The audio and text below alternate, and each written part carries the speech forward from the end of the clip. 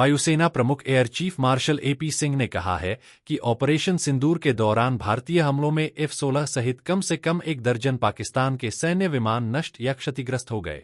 एक प्रेसवार्ता को संबोधित करते हुए वायुसेना प्रमुख ने यह खुलासा किया। वायुसेना प्रमुख ने कहा कि भारतीय कार्रवाई में पाकिस्तान में कई सैन्य ढांचों को भारी नुकसान पहुंचा है।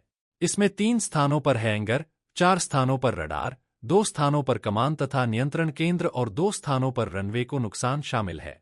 इलेक्ट्रॉनिक निगरानी के माध्यम से एकत्र सबूत और खुफिया रिपोर्ट का हवाला देते हुए उन्होंने कहा कि ऑपरेशन के दौरान एक C-130 श्रेणी के विमान, एक प्रारंभिक चेतावनी व नियंत्रण प्रणाली श्रेणी के विमान और 4 से 5 F-16 लड़ाकू विमानों को नुकसान पहुंचने के संकेत मिले हैं।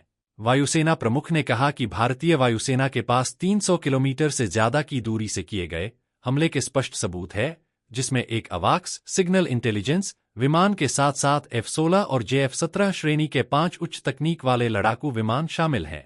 इससे पहले पाकिस्तान के एक हैंगर में F-16 विमान को नुकसान पहुंचने की खबरें थीं, लेकिन यह पहली बार है जब भारतीय वायुसेना ने अमेरिका निर्मित इस विमान को उड़ते हुए निशाना बनाने की पुष्टि की है। उन्होंने कहा है कि पाक के दावे मात्र मनोहर कहानियां ही हैं। एपी सिंह ने भारत को हुए नुकसान के बारे में पाकिस्तान के दावे की सत्यता पर सवाल उठाया है।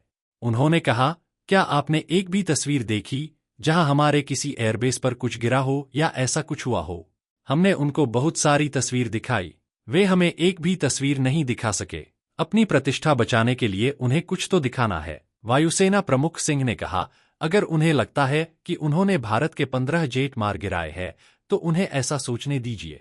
भारतीय वायुसेना प्रमुख air chief marshal AP Singh ने स्पष्ट तौर पर जिस प्रकार अपनी बात रखी है, उससे भारतीय वायुसेना की वीरता व पराक्रम स्पष्ट दृष्टिगत होता है।